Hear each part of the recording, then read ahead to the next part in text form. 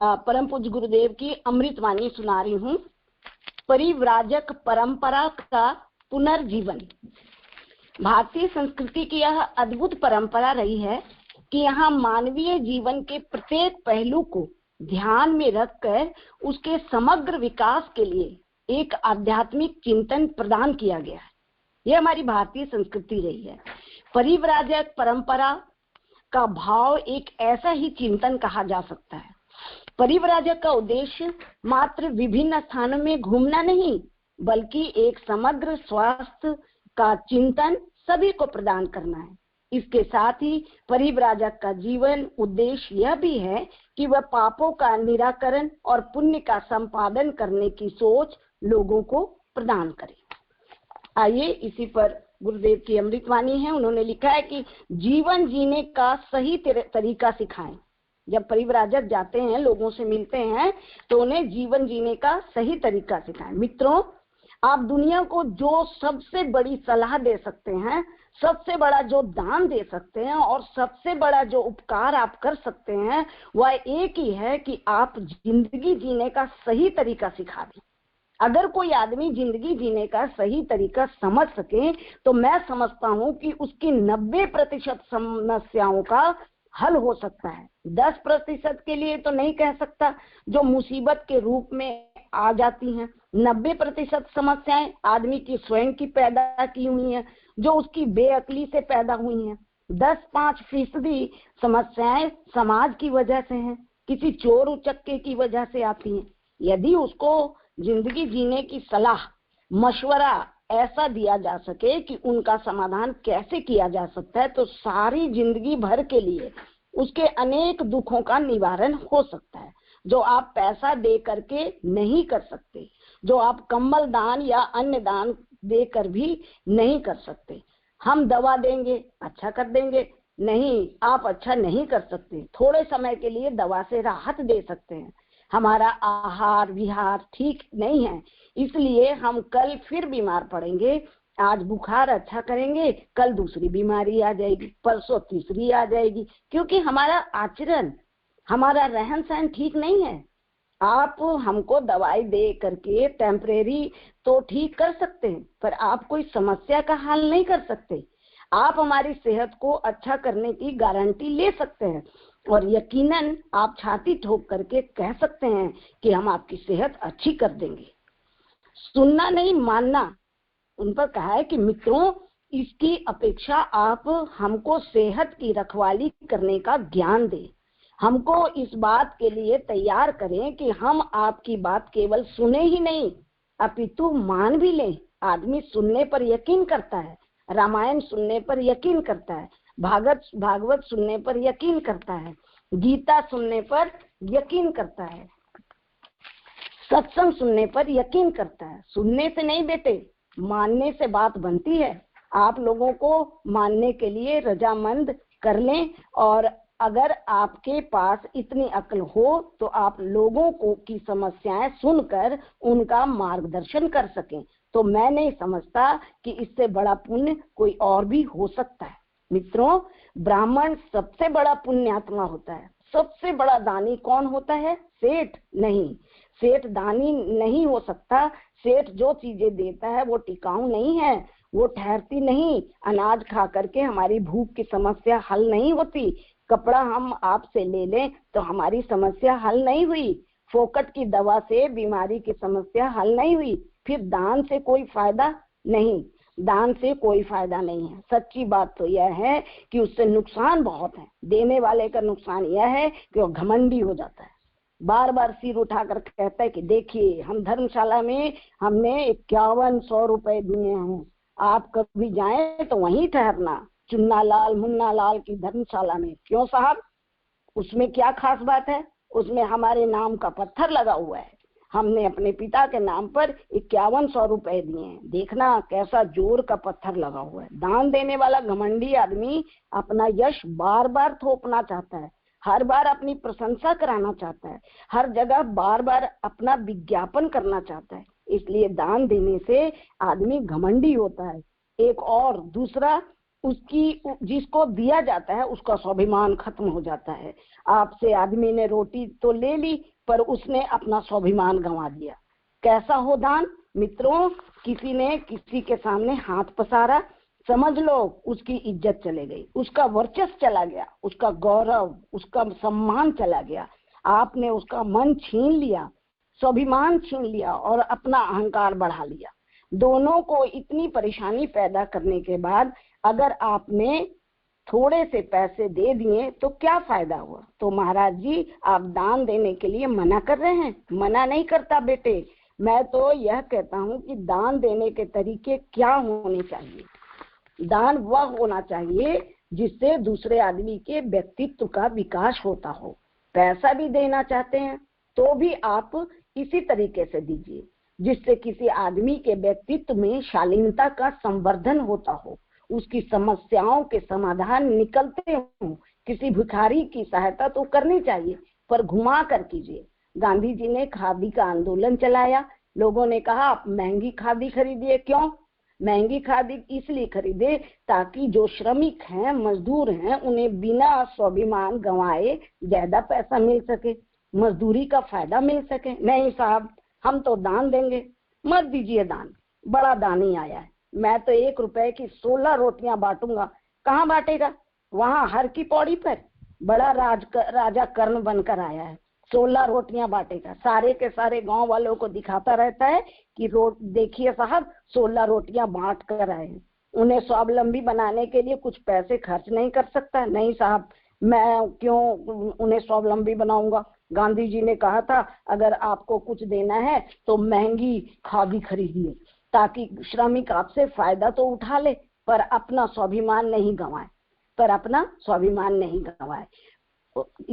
उसे इस बात का पता ना चले कि किसी ने हमारी मदद की है। इसलिए बेटे मैं यह कह रहा था कि दान देने के तरीकों में अगर आप गरीब हैं तो हर्ज की कोई बात नहीं है। आपकी आर्थिक स्थिति अच्छी नहीं है तो भी कोई बात नहीं, पर आपके पास ज्ञान तो है, समझ तो है। समझ दुनिया की सबसे कीमती चीज है। आज की सारी समस्याएं, कठिनाइयां मनुष्य के सामने समझ की कमी की वजह से हैं। इसलिए समझ की कमी को पूरा करने के लिए आप जब परिव्राजक योजना में निकलते हैं, घूमते हैं, तो आप जो कष्ट उठाते हैं इसमें आपके पापों का प्रायश्चित हो जाता है। प्रायश्चित तप की परंपरा मित्रों, ऋषियों ने, शास्त्रकारों ने पाप के प्रायश्चित का सबसे बेहतरीन तरीका एक ही बताया है कि आप कठिनाई उठाइए, समय खर्च कीजिए, त्याग कीजिए और समाज को जो नुकसान पहुंचाया है उसे पूरा करने के लिए बैलेंस बराबर कीजिए। नहीं साहब हम तो गंगा जी में नहाएंगे और पाप का प्रायश्चित हो जाए। बेटे यह गलत बात है। यदि गंगा जी में नहाने से पाप का प्रायश्चित हो जाएगा तो फिर पाप का दंड किसी को भी नहीं मिलेगा। इसका मतलब यह हुआ कि गंगा जी हर प्राणी के लिए इस बात को प्रोत्साहित करती है कि आप पाप कीजिए और आपको पाप का दंड नहीं मिलेगा। आप एक डुबकी मार लीजिए, आपको पाप से छुट्टी मिल जाएगी। यह गलत बात है। अगर गंगा जी ऐसा कहती है तो मैं कहता हूं कि गंगा जी पुण्य देने वाली नहीं है, पाप को फैलाने वाली है। तो यह कहती है कि आप एक डुबकी मार लीजिए और हम आपको पापों से मुक्त कर देंगे। ऐसा नहीं हो सकता और कभी नहीं हो सकता। मित्रों क्या होना चाहिए था? प्रायश्चित की परंपरा चलनी चाहिए थी। प्रायश्चित की परंपरा में सबसे अच्छा प्रायश्चित चंद्रायन व्रत के साथ साथ में जिसे हम प्रत्येक पत्रिका में छापते हैं वह यह हो सकता है कि आप स्वयं कठिनाई उठाएं, तप करें, पैदल चलने का तप, ठंडक में जाने का तप, रास्ता नापने का तप, धूप में चलने का तप, ठंडक बर्दाश्त करने का तप करें। नहीं साहब हम तो गर्म पानी से नहाएंगे। गर्म पानी कहाँ रखा है? नहीं, हम तो गर्म पानी से नहाते हैं तो अब ठंडे पानी से नहा। यहाँ कहाँ रखा है गर्म पानी? इसलिए सैकड़ों तरह के तप हैं। कभी रोटी मिली, कभी नहीं मिली, कभी कच्चा खा लिया, कभी पक्का खा लिया, सारे के सारे तप हैं। आध्यात्मिक दृष्टि से और सांसारिक दृष्टि से इनके जो लाभ हैं वे बहुत हैं। परिव्राजक योजना से तप का, प्रायश्चित का उद्देश्य तो पूरा होता ही है, इससे समाज का भी संवर्धन होता है। पर्यटन अपने आप में एक व्यवसाय है। भारत सरकार और दूसरी सरकारें पर्यटन को एक व्यवसाय मानती हैं, ताकि घुमक्कड़ लोगों, यात्री लोगों का पैसा इधर का उधर, उधर का इधर चला जाए और कुछ रेलवे को मिल जाए, कुछ मजदूरों को मिल जाए, कुछ दुकानदारों को मिल जाए, पैसा खर्च हो जाए, पैसे का पहिया घूमने लगे। सामाजिक दृष्टि से भी पर्यटन का आनंद मिल जाता है।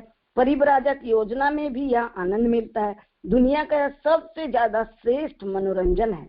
मनोरंजन के लिए सैकड़ों बातें हो सकती है, लेकिन जितना ज्यादा मनोरंजन, जितना अच्छा मनोरंजन, जितना बढ़िया मनोरंजन, जितना सात्विक मनोरंजन, जितना निर्दोष मनोरंजन परिव्राजक का है, उतना ज्यादा और कहीं नहीं है।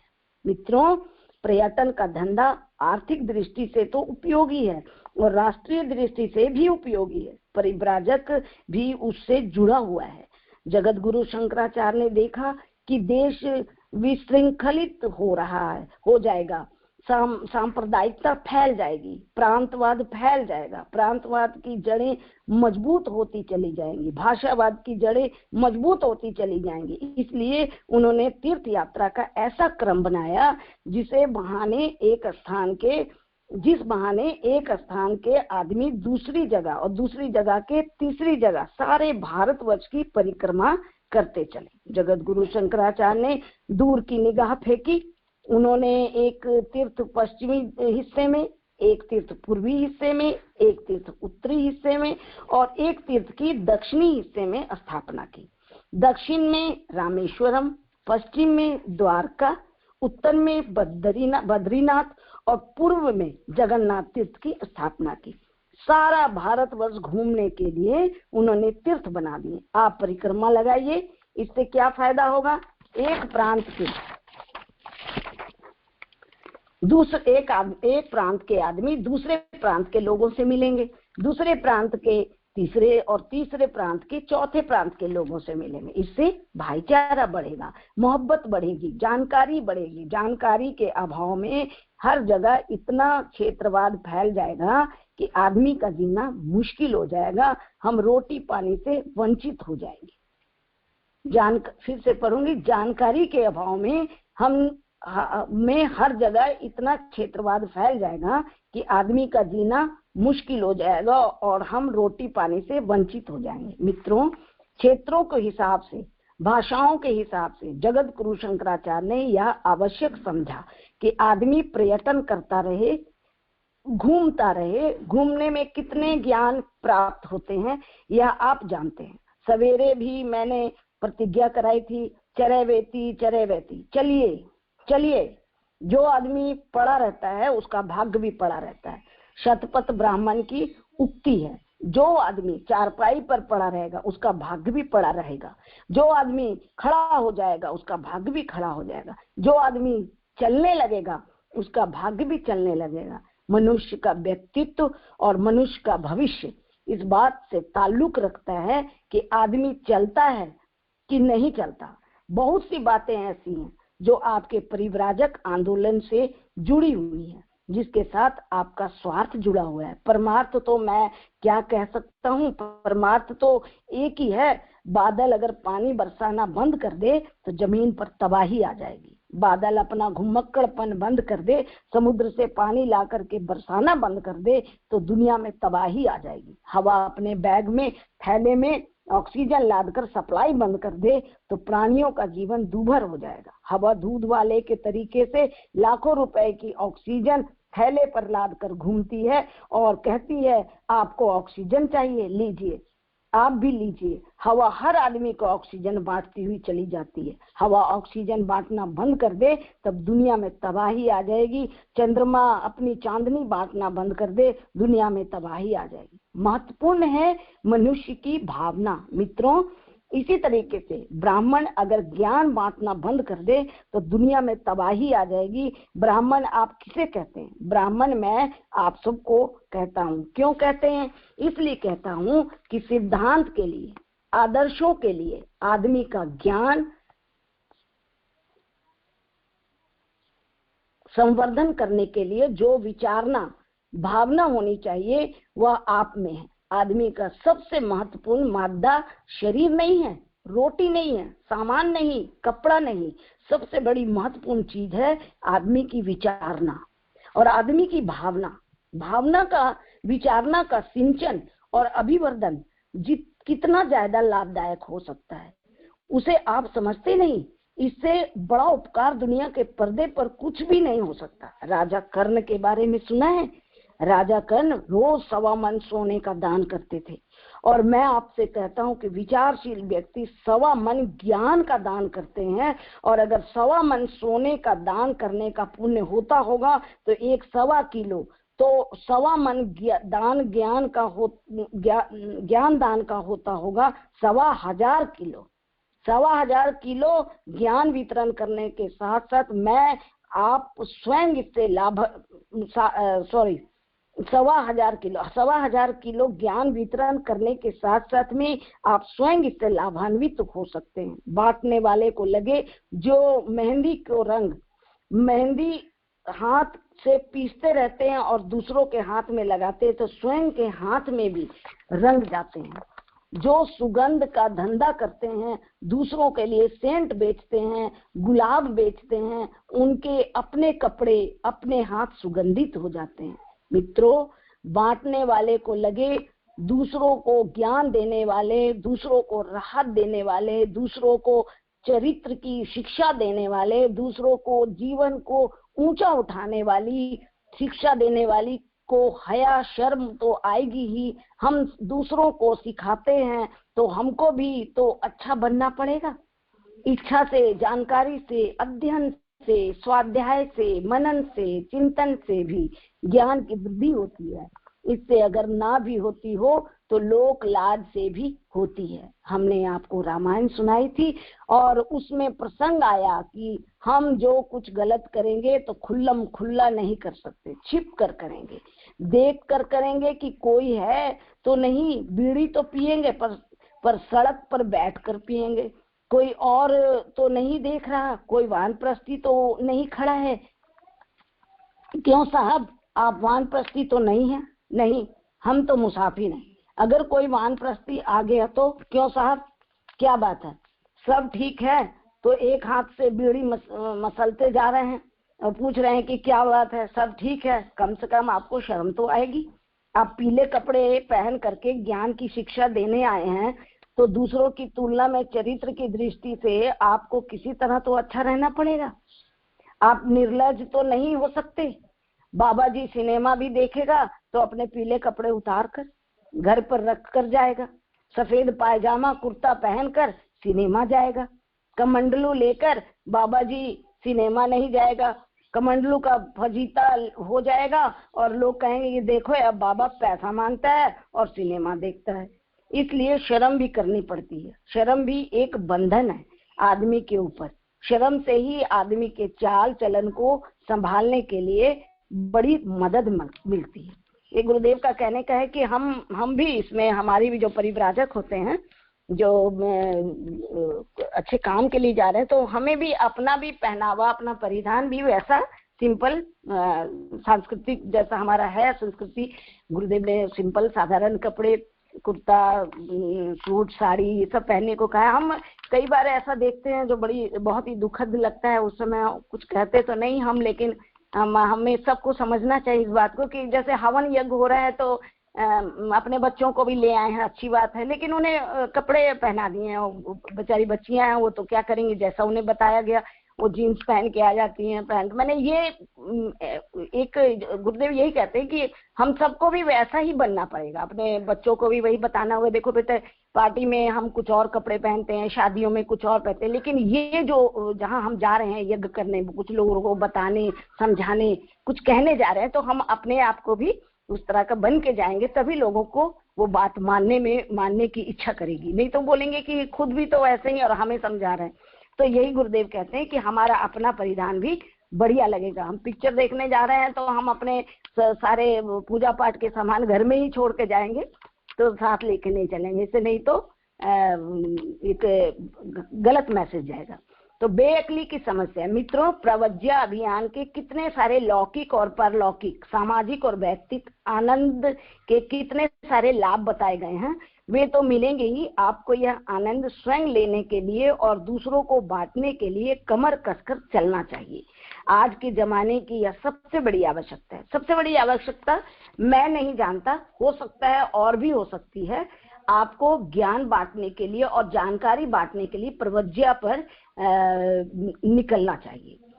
दुनिया की आज जो तबाही है वो बेअक्ली की तबाही है, और किसी बात की है बेटे, और किसी बात की नहीं है। बस एक बात की तबाही है जिसका नाम है बेअक्ली। बेअक्ली कौन सी?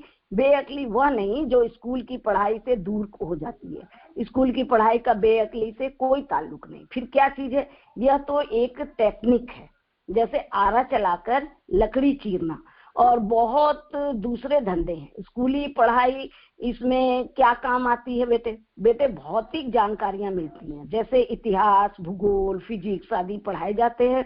बॉटनी पढ़ाई जाती है। इससे हम जानकारी प्राप्त करते हैं। उस जानकारी को बाजार में बेच करके पैसे कमाए जा सकते हैं और अपना पेट भर सकते हैं। मित्रों, यह शिक्षा है, यह विद्या नहीं है।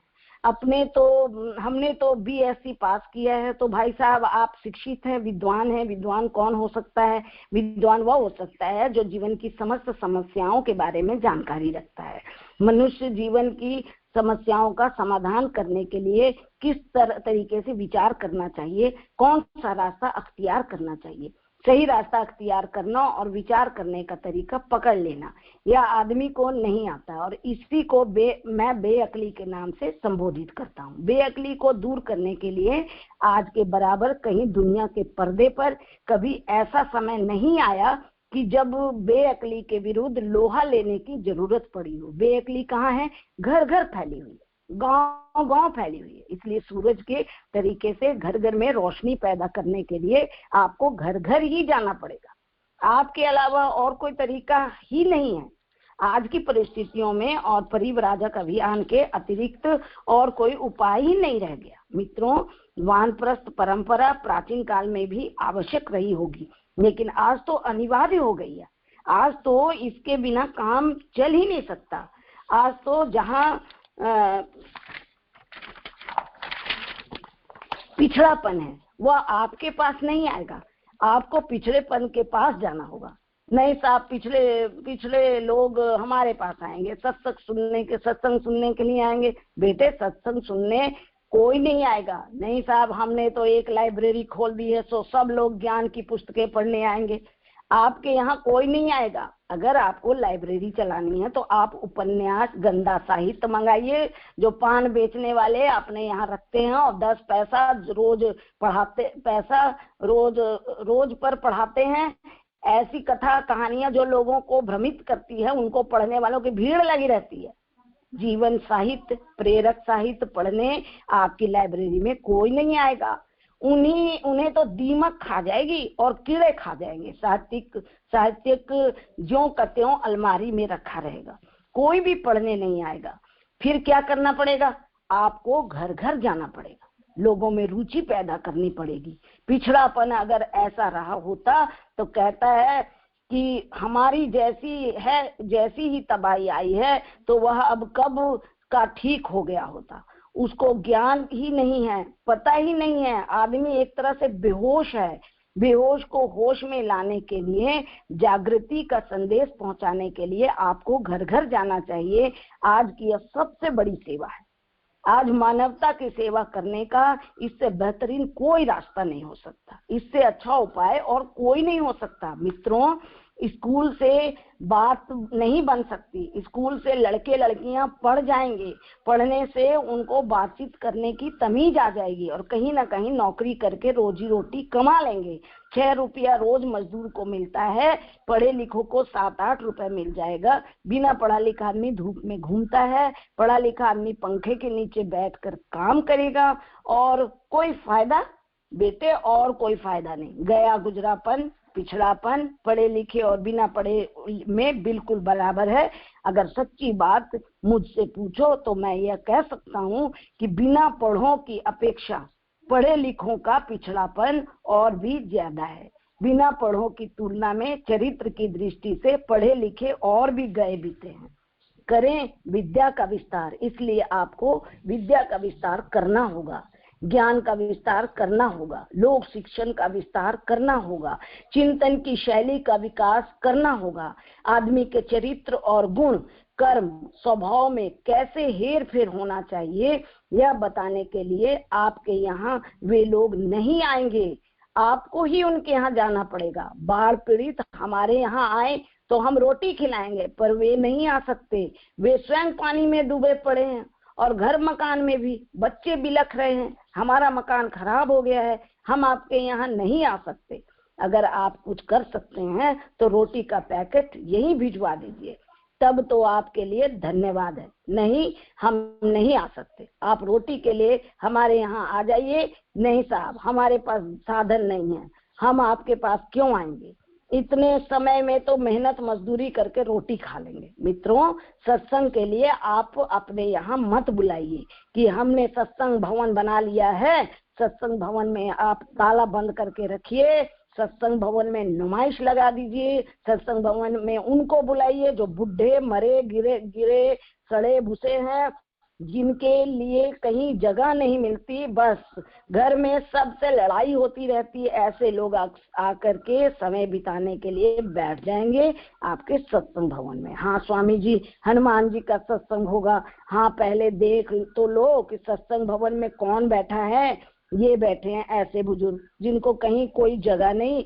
ना घर में जगह ना पड़ोस में। हम उम्र कोई रहा नहीं, बच्चे उन्हें चिढ़ाते खिजाते हैं, घर से भगा देते हैं, ऐसा व्यक्ति जाए कहाँ, तो सत्संग में जा बैठता है। मित्रों, क्या करना पड़ेगा, घर घर जाना पड़ेगा। सत्संग में आकर वास्तव में आपकी कोई रुचि है, आपको वास्तव में कोई जानकारी है, तो आपको अलख निरंजन के तरीके से घर घर अलख जगाना पड़ेगा, घर घर में ज्ञान बिखेरना पड़ेगा, घर घर में पानी पहुंचाना पड़ेगा। इसके अलावा कोई और तरीका है ही नहीं। आज की परिस्थिति में परिव्राजक योजना की कितनी बड़ी आवश्यकता है, यह हम छाप भी चुके हैं और बता भी चुके हैं। और मित्रों, हम यह कहते रहेंगे कि हमारी प्राचीन काल की परंपराओं को जीवित करने के लिए हमको परिव्राजक योजना को जीवित ही करना पड़ेगा। इसके अलावा संस्कृति पिछड़ी ही पड़ी रहेगी, धर्म की आत्मा मूर्छित ही पड़ी रहेगी, अध्यात्म का दर्शन हो ही नहीं सकता। भगवान की भक्ति किसे कहते हैं लोग समझ ही नहीं सकेंगे। व्यक्तित्व और चरित्र का विकास उत्थान करने के लिए कोई रास्ता खुल ही नहीं सकेगा। बस एक ही रास्ता है, हम घर घर जाएं और लोगों को जागृत करें। मैं एक और पढ़ूंगी। गुरु कृपा से होते हैं भगवत दर्शन। यदि सद्गुरु की कृपा हो जाए तो साधक का जीवन अध्यात्म की अलौकिक खुशबू से सराबोर हो महक उठता है। शिष्य के अंतस में अलौकिक आनंद उमड़ने लगता है। इतना ही नहीं, गुरु कृपा से उसके लिए भगवत प्राप्ति, भगवत दर्शन का द्वार भी सहज ही खुल जाता है। पर हाँ, सद्गुरु की कृपा पाने के लिए शिष्य को शिष्यत्व व साधना की कसौटी पर भी 100% खरा उतरना होता है। एकनाथ भी उन्हीं शिष्यों में से एक थे जो साधना व शिष्यत्व की कसौटी पर खरा उतरकर गुरु कृपा के पात्र बने और भगवत दर्शन कर सके। ऐसे सद्गुरु और शिष्य भी बिरले ही होते हैं। सच यह भी है कि एकनाथ जैसी दिव्य आत्माएं दिव्यता, पवित्रता और भगवानमय कुल परिवार में वे जन्म लिया करती हैं। संत एकनाथ का जन्म बड़े ही दिव्य, पवित्र और भगवत परायण परिवार में हुआ। पूर्व जन्मों में की गई भगवत उपासना के प्रबल संस्कार के फलस्वरूप बचपन से ही उनके हृदय में भगवत प्रेम उमड़ने लगा था। ऐसे सद्भक्त को सन्मार्ग दिखाने के लिए प्रभु से किसी ब्रह्मनिष्ठ गुरु की प्राप्ति का मधुर सुयोग अवश्य उपलब्ध कराते हैं। बड़े होने पर प्रभु कृपा से ही संत एकनाथ को जनार्दन स्वामी जैसे ब्रह्मनिष्ठ गुरु का दिव्य सानिध्य प्राप्त हुआ। गुरु के मार्गदर्शन में साधना करते हुए उनकी भगवत प्रीति और भी प्रगाढ़ होती गई। संध्या वंदन में वे कभी चूकते नहीं थे। सायं प्रातः भगवत उपासना, भगवत ध्यान, मध्याह्न में पुनः संध्या वंदन, स्रोत पाठ, देव पूजन, गुरु पूजन, वंदन आदि वे नित्य नियम पूर्वक करते थे। भगवत उपासना में उनकी नियमितता और शुचिता देखकर लोग दांतों तले उंगली दबा लेते थे। पूर्णिमा की रात को चंद्र प्रभा जैसे आकाश में सर्वत्र फैल जाती है, वैसे ही एकनाथ का भगवत प्रेम पूर्णिमा की चंद्र प्रभा की तरह उनके हृदय में फैलने लगा था। गुरु के निर्देश पर वह नित्य भगवत उपासना, भगवत ध्यान के साथ साथ रामायण, महाभारत, पुराण आदि ग्रंथों का नित्य स्वाध्याय किया करते। एकनाथ के गुरु श्री जनार्दन स्वामी गुरु दत्तात्रेय के उपासक थे और उपास्य देव के सगुण रूप का दर्शन उन्हें प्रत्यक्ष हुआ करता था।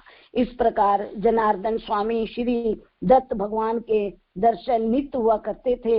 अपने शिष्य एकनाथ की सच्ची गुरु भक्ति और भगवत भक्ति से प्रसन्न होकर जनार्दन स्वामी ने उन्हें श्री दत्त भगवान के दर्शन पाने का सुयोग प्रदान करने का संकल्प लिया।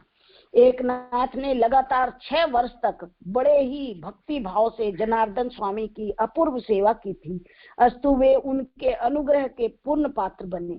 वे हर प्रकार से अपने गुरु की सेवा करते थे। जनार्दन स्वामी जब समाधि लगाते तब एकनाथ द्वार पर खड़े होकर बाहर की सभी बाधाओं का निवारण करते।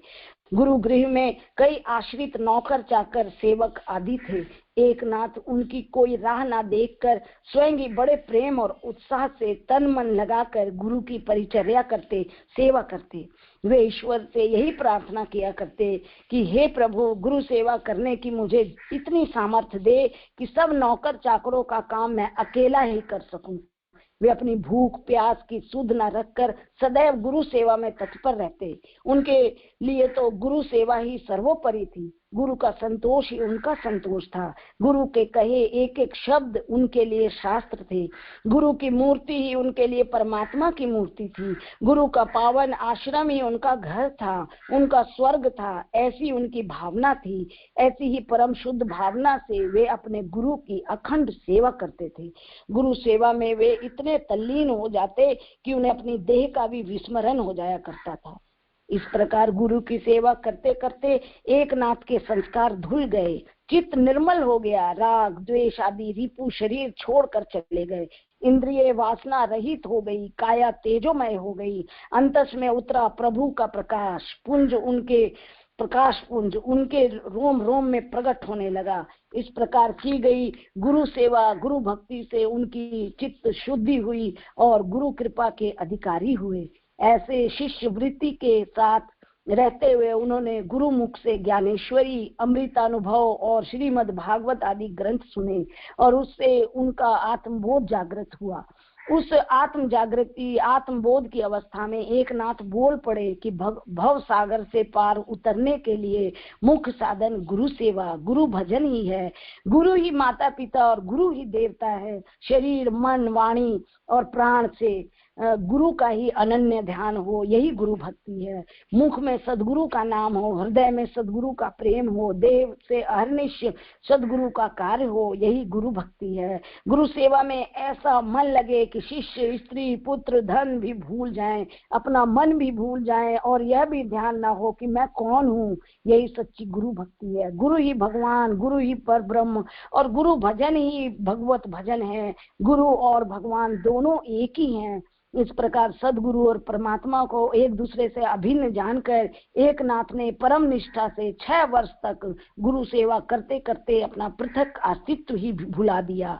एकनाथ की ऐसी गुरु भक्ति देखकर ही जनार्दन स्वामी ने श्री दत्त भगवान दर्शन कराने का संकल्प किया और आखिरकार वह मधुर मनोहर पल आ ही गया जब एकनाथ ने अपने गुरु जनार्दन की शरण में जाकर आत्मदृष्टि पाकर पर ब्रह्म भगवान दत्त को अपनी आंखों से देखा। वह मधुर प्रसंग कुछ इस प्रकार है। जनार्दन स्वामी जहाँ नित्य समाधि लगाया करते थे, वहाँ एक सुरम्य सरोवर था जिसके चारों ओर सुगंधित व रंग बिरंगे खिले हुए पुष्प व अन्य वृक्ष शोभायमान थे। वह स्थान ऐसा निर्जन था कि वहाँ मनुष्यों के पैरों की आहट भी कभी सुनाई नहीं देती थी।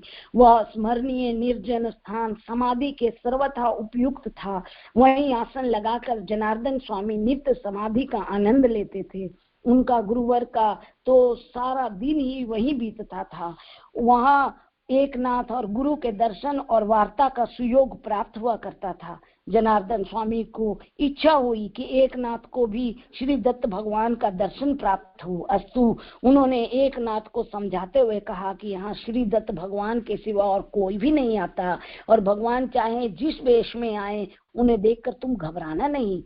इस प्रकार एकनाथ वहां श्री दत्त भगवान की बाट जोहते रहे।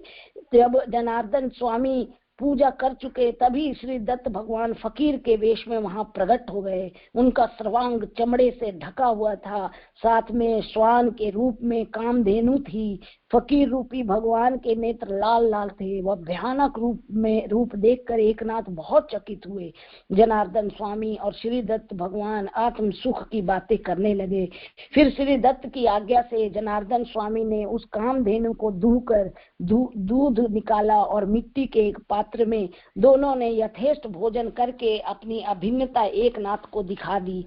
भोजन के पश्चात वह पात्र धोने के लिए स्वामी ने एकनाथ के हाथ में दिया।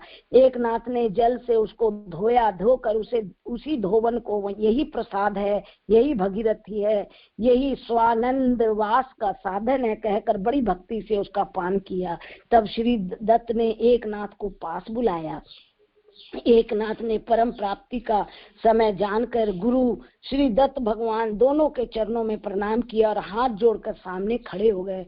उन्होंने देखा गुरु ही तो परम गुरु हैं और परम गुरु ही तो गुरु हैं। इस अभेद भावना, अभेद स्थिति को वे तटस्थ भाव से देखते रहे, निहारते रहे। श्री दत्त भगवान ने एकनाथ की ओर देखा और जनार्दन स्वामी से कहा, ये महाभागवत उत्पन्न हुआ है, इसके द्वारा भागवत धर्म का प्रचार होगा, सहस्त्रों मनुष्यों को यह भक्ति पंथ में लगा देगा और जीवोद्धार करने वाले उत्तम ग्रंथ की रचना भी करेगा। यह कहकर श्री दत्त भगवान ने एकनाथ का आलिंगन किया। तब जनार्दन स्वामी को परम आनंद हुआ और दत्त जनार्दन एकनाथ तीनों समरस हो गए। फिर एकनाथ को जब श्री दत्त भगवान ने अपने दिव्य रूप का दर्शन कराया तब दत्त जनार्दन तथा अपने सहित सकल विश्व को उन्होंने अभेद रूप में देखा। उस अलौकिक पल का वर्णन करते हुए संत एकनाथ ने कहा, मैं सदा उसी अभेद रूप का उसी का गुणगान करता हूँ, उसी एक का ध्यान करता हूँ, उसी को अगुणी कहता हूँ, उसी को सगुणी देखता हूँ और उसी को गुणातीत देखता हूँ। इसके पश्चात श्री दत्त भगवान अंतर्ध्यान हो गए और जनार्दन स्वामी अपने काम पर लग गए। काम पर गए। एकनाथ श्री दत्त दर्शन का परम आनंद हुआ। एकनाथ को श्री दत्त दर्शन का परम आनंद हुआ। उन्हें अनुभव हुआ कि सगुण निर्गुण दोनों एक ही हैं। दत्त ही श्री कृष्ण है, वे ही विठ्ठल है और वे ही राम है।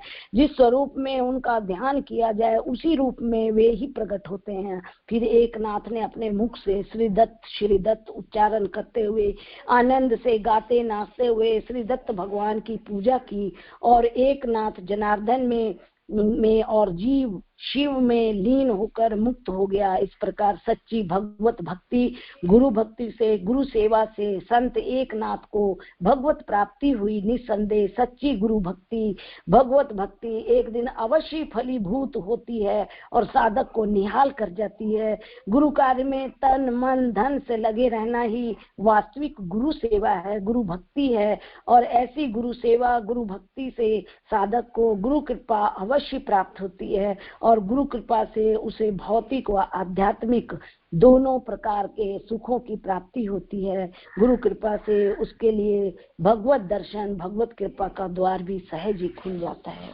जय गुरुदेव।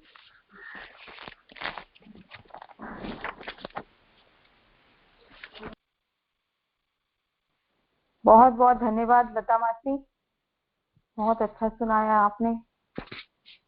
गुरु के ऊपर, गुरु भक्ति के ऊपर बहुत अच्छा बताया। बहुत बहुत धन्यवाद आपका मासी। अब मैं जया मासी से बोलूंगी। जया मासी।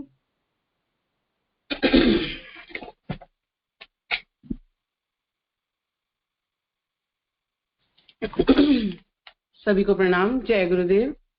मैं गुरुदेव की अखंड ज्योति से पढ़ रही हूँ। गायत्री सिद्ध देवात्मा देवगिरी जी। मेरी आवाज आ रही है रमी को? हाँ जी मास्टर। उत्तर भारत में अब से 200-250 वर्ष पूर्व देवगिरी जी महाराज एक प्रख्यात संत हो चुके थे। वे कहाँ के रहने वाले थे किसी को नहीं मालूम, फिर भी उनके शिष्यों की एक बड़ी संख्या और असंख्य व्यक्तियों को उन्होंने गायत्री उपासना में प्रवृत्त किया था। उनका कहीं निश्चित निवास नहीं था, 12 महीने वे घूमते ही रहते थे। 4-6 निष्ठावान शिष्य ही उनके साथ रहते थे। उन्हीं में से एक थे स्वामी शांतानंद जी। शांतानंद जी ने स्वामी देवगिरी जी से गायत्री दीक्षा प्राप्त की थी। अपने गुरु के बताए मार्गानुसार गायत्री साधना में अनेक विलक्षण सिद्धियां प्राप्त की थी। स्वामी शांतानंद जी से ही महात्मा देवगिरी जी के जीवन का यत किंचित विवरण उपलब्ध हो सका था, अन्यथा महात्मा जी ने कभी इस विषय में किसी को विस्तार से कुछ भी नहीं बताया था। महात्मा देवगिरी जी को बचपन से ही योगाभ्यास की उत्कट लालसा थी। सामान्य बच्चों की तरह उनका मन खेलने कूदने में कम ही लगता था। कुछ बड़े होने पर उनमें योगाभ्यास की उत्कट लालसा जागृत हुई और वे घर से बिना किसी को बताए योग गुरु की खोज में निकल पड़े। छोटी मोटी साधनाएं करते हुए बहुत दिन व्यतीत हो गए, परंतु उनसे कोई विशेष सफलता मिलती दिखाई नहीं दी। अध्यात्म के क्षेत्र में आगे बढ़ने की उत्कट लालसा ने उन्हें गुरु की खोज के लिए प्रेरित किया। यह आकांक्षा जागी कि कोई सिद्ध गुरु मिले जो अपनी शक्ति से उन्हें साधना के उच्च सोपानों तक पहुंचा दे। साधकों और महात्माओं के संपर्क में रहते हुए देवगिरी जी ने सुना था कि सिद्ध पुरुष यदि कृपालु हो जाए तो शिष्य पर शक्तिपात करते हैं और उनके सिर पर हाथ रखकर कुंडलिनी जागृत कर देते हैं। इस शक्ति के जागरण से साधक शीघ्र ही आध्यात्मिक शक्ति की उच्च कक्षा पर पहुंच जाता है। देवगिरी जी के मन में किसी ऐसे ही सिद्ध सद्गुरु की कृपा प्राप्त करने की लगन थी। सुना था कि हिमालय दिव्य आत्माओं की निवास स्थली है। वहां अनेक सिद्ध संत जनशंकुल क्षेत्रों में दूर एकांत में रहकर साधनारत रहते हैं और समाधि मग्न होकर ब्रह्मानंद का रसास्वादन करते हैं। देवगिरी जी ने यह सोचकर उत्तराखंड की ओर बढ़ना आरंभ कर दिया। लगभग 4 वर्ष भ्रमण करते हो गए। जिस किसी भी संत की प्रशंसा सुनी उनके चरण कमलों में बैठे। अनेक तपस्वी और महात्माओं के सानिध्य में रहे। देवगिरी जी अपनी इस यात्रा के संबंध में प्रायः बताया करते थे कि कई महात्मा तो घोर शीत के दिनों में भी नंगे रहते थे, बर्फ के ठंडे जल में नित्य स्नान करते थे। कई महात्मा दीर्घ काल से मौन धारण किए हुए थे और रात भर जागकर तपस्या करते थे। उनमें से कई ने तो मुझे अपने पास ठहरने नहीं दिया, कुछ ने मुझे थोड़े समय तक अपने साथ ठहरने दिया। उनके आध्यात्मिक प्रभाव के कारण वहां रहने में मुझे काफी शांति मिलती थी, परंतु मैं जैसा चाहता था, जिसकी मुझे खोज थी, वह प्राप्त नहीं हो रहा था। मन में शंका उठी कि वे सिद्ध पुरुष हैं ही कि नहीं। यदि कभी यह भी सोचता कि हो सकता है मुझ पर अपनी शक्ति प्रकट नहीं कर रहे हैं। 4 वर्ष में लगभग 10 महात्माओं के संपर्क में इतनी कठिनाइयां सहन की, कई बार तो धैर्य टूट जाता और वापस घर लौटने की इच्छा होती थी। भ्रमण करते हुए एक दिन देवगिरी जी के मन में ऐसी उत्साह भरी प्रेरणा उठी कि वे गंगोत्री के आगे की ओर चल दिए। भ्रमण करते गंगोत्री के आगे वे गंगोत्री से उत्तर दिशा की ओर इस प्रकार चल रहे थे मानो कोई अज्ञात शक्ति उन्हें खींचे चली जा रही है। चलते चलते वे एक गुफा के समीप जाकर खड़े हो गए। पता नहीं चला कि किसने रास्ता बताया और कैसे यहाँ तक पहुंच गए। गुफा झाड़ियों से ढकी हुई थी, आसानी से दिखाई नहीं देती थी। घनी झाड़ियों को पार कर वहां पहुंचना, और झाड़ियां इतनी घनी थी कि उन्हें रेंग कर पार करने पर ही भी शरीर कई जगह से छिल जाता था। इस गुप्त गुफा तक पहुंचने में देवगिरी जी को कोई परेशानी नहीं हुई। यह एक आश्चर्य की बात थी। उन्होंने गुफा के भीतर झांक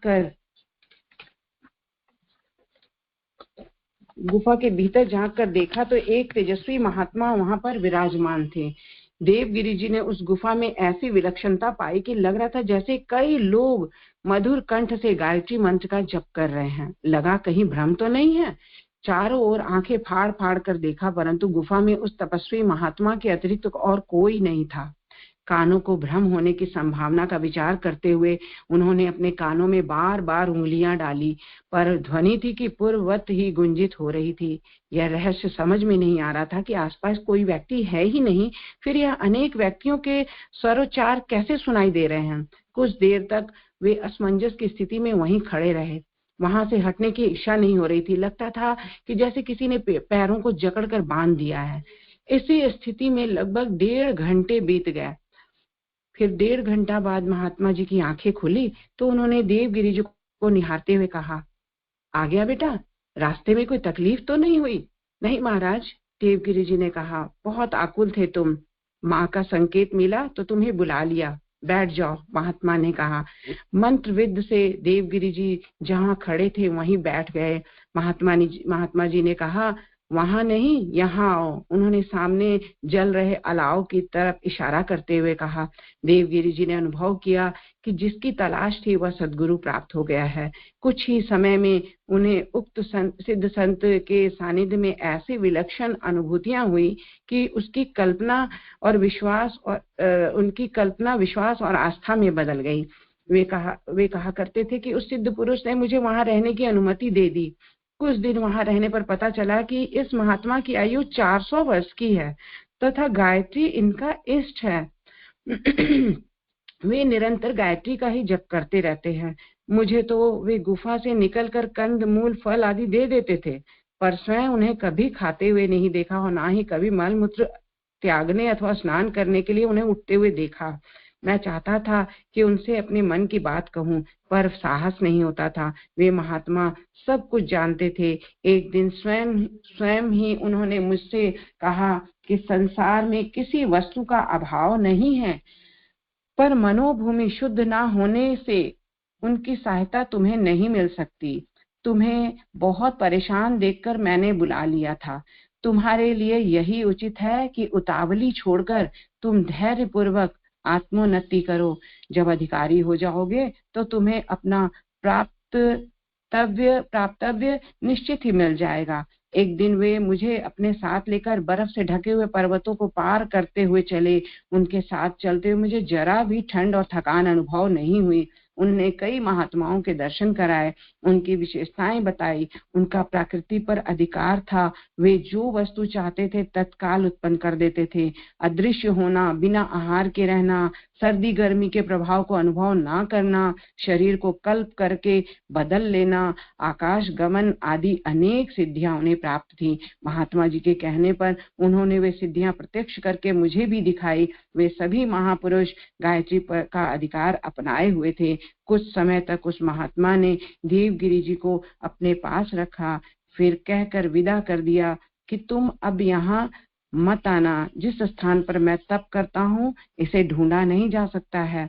तुम भविष्य में उसे ढूंढने का यहाँ आने का प्रयत्न ना करना। जाओ, गायत्री की उपासना करो और दूसरों को इसकी शिक्षा दो। इससे तुम्हारा आत्मबल बढ़ेगा और तुम ईश्वर प्राप्ति कर सकोगे। देवगिरी जी उस महात्मा का आशीर्वाद लेकर चले आए और निष्ठा पूर्वक गायत्री उपासना करने लगे। इसके सत्परिणाम भी उन्होंने इसी जीवन में प्राप्त किए। आत्मिक कल्याण के साथ साथ अनेक सिद्धियां उन्होंने अर्जित की और असंख्य लोगों को गायत्री उपासना में प्रवृत्त किया। जय गुरुदेव। प्रणाम सभी को। बहुत बहुत धन्यवाद जया मासी, बहुत अच्छी स्टोरी सुनाई। मैं अनामिका दीदी से अनामिका दीदी, आप स्वाध्याय, मैंने आपको आपके फोन में कॉल किया था लेकिन वो नॉट रीचेबल था। आप स्वाध्याय में वेडनेसडे को बोलने के लिए मैंने सोचा था आपको कॉल करूं, लेकिन हुआ नहीं था। आप क्या बिजी हैं आजकल, या ट्यूसडे को या थर्सडे को कर सकती हैं अनामिका दीदी? हाँ दीदी, मैं बुक नहीं लाई हूँ और मैं बाहर हूँ अभी, तो इसीलिए मैं नहीं डाली थी। अच्छा अच्छा, ठीक है दीदी। तो नेक्स्ट वीक मतलब मैं सबसे रिक्वेस्ट करूंगी कि ग्रुप ओपन कर दूंगी। नेक्स्ट थर्सडे, ट्यूसडे को हाँ भी थर्सडे से रहूंगी, नेक्स्ट थर्सडे। ठीक है ठीक है जी, ठीक है ठीक है। बहुत बहुत धन्यवाद लता मासी और बहुत बहुत धन्यवाद जया मासी। आइए हम लोग सब मिलकर अब आहुति का कार्यक्रम शुरू करते हैं। 5 गायत्री मंत्र की आहुति, 5 महामृत्युंजय मंत्र की आहुति और 3 मैं महाकाली माँ के नाम से आहुति डालूंगी। शुरू करते हैं। ओम भूर्भुवः स्वः तत्सवितुर्वरेण्यं भर्गो देवस्य धीमहि धियो यो नः प्रचोदयात् स्वाहा। इदं गायत्री इदं न मम। ओम भूर्भुवः स्वः तत्सवितुर्वरेण्यं भर्गो देवस्य धीमहि धियो यो नः प्रचोदयात् स्वाहा। इदं गायत्री इदं न मम। ओम भूर्भुवः स्वः तत्सवितुर्वरेण्यं भर्गो देवस्य धीमहि धियो यो नः प्रचोदयात् स्वाहा। इदं गायत्री इदं न मम। ओम भूर्भुवः स्वः तत्सवितुर्वरेण्यं भर्गो देवस्य धीमहि धियो यो नः प्रचोदयात् स्वाहा। इदं गायत्री इदं न मम। ओम भूर्भुवः स्वः तत्सवितुर्वरेण्यं भर्गो देवस्य धीमहि धियो यो नः प्रचोदयात् स्वाहा। इदं गायत्री इदं न मम। महाकाली के नाम से 3 आहुति। ओम कालिकाय च विद्महे शमशान वासिन्य धीमहि तन्नो काली प्रचोदयात् स्वाहा। इदं कालिकाय इदं न मम।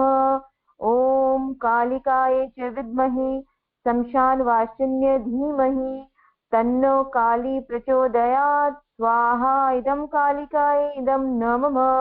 ओम कालिकाय च विद्महे शमशान वासिन्य धीमहि तन्नो काली प्रचोदयात् स्वाहा। इदं कालिकाय इदं न मम। महामृत्युंजय मंत्र की 5 मंत्र आहुति सभी के स्वस्थ जीवन के लिए, खुशहाल जीवन के लिए। जो भी लोग शारीरिक रूप से मानसिक रूप से बीमार हैं वो शीघ्र स्वस्थ हो जाए, सबके लंबी आयु के लिए। ओम त्र्यंबकं यजामहे सुगंधिं पुष्टिवर्धनम् उर्वारुकमिव बन्धनान् मृत्योर्मुक्षीमामृतात् स्वाहा। इदं महामृत्युंजय इदं न मम। ओम त्र्यंबकं यजामहे सुगंधिं पुष्टिवर्धनम् उर्वारुकमिव बन्धनान् मृत्योर्मुक्षीमामृतात् स्वाहा। इदं महामृत्युंजय इदं न मम। ओम त्र्यंबकं यजामहे सुगंधिं पुष्टिवर्धनम् उर्वारुकमिव बन्धनान् मृत्योर्मुक्षीमामृतात् स्वाहा। इदं महामृत्युंजय इदं न मम। ओम त्र्यंबकं यजामहे सुगंधिं पुष्टिवर्धनम् उर्वारुकमिव बन्धनान् मृत्योर्मुक्षीमामृतात् स्वाहा। इदं महामृत्युंजय इदं न मम। ओम त्र्यंबकं यजामहे सुगंधिं पुष्टिवर्धनम् उर्वारुकमिव बन्धनान् मृत्योर्मुक्षीमामृतात् स्वाहा। इदं महामृत्युंजय इदं न मम।